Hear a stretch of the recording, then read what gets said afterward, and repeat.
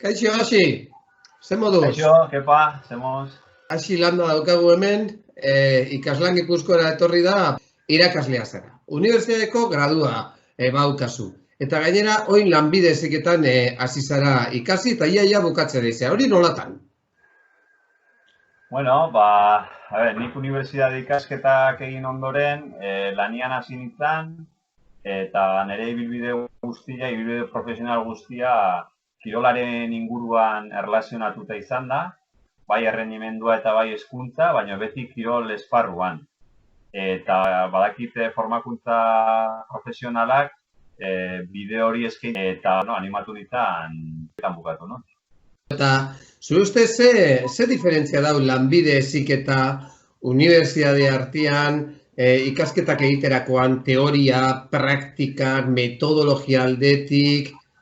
Nik ikasketa unibertsitarioak duela asko bukatu nula, eta metodologiarean aldatuko zen, baina egia da, nik hemen formakuntza profesionalian ikusietena da oso praktikoa dela, klase magistralak ja alde batera utzi diala, eta erronka bidez lan egiten dela, proiektu bidez, eta alde lanen bidez, eta gure ordenagailua bakoitzak berea izanik, ikasgai oso erosoak egin zaizki, ze praktika asko sartu dugu, eta irakaslearen saio txarla luzeak ez ditut ikusi, eta hori positiboa da. Praktikak eta egiten die?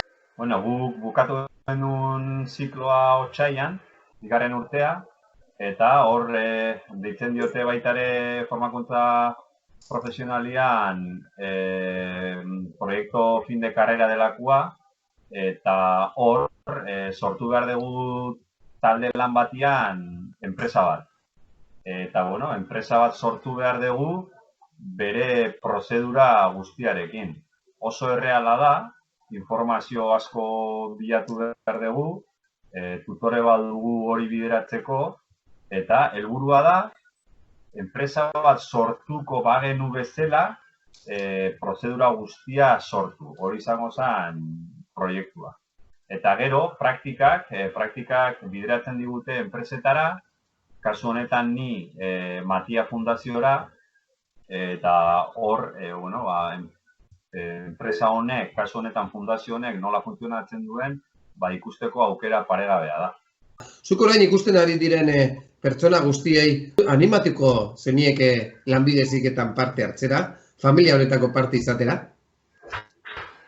Bai, denei animatzen diet formakuntza profesionala egiteko, eta behitu, pentsa ze positibo irutzen zaiten, nire semea ere animatzen ari naizela lanbide heziketatik juteko. Bide ona egiten ari zara. Hasi, honetan eta segi horrela, segi gogor, bale? Bale, mi esker, aio, agur. Aio.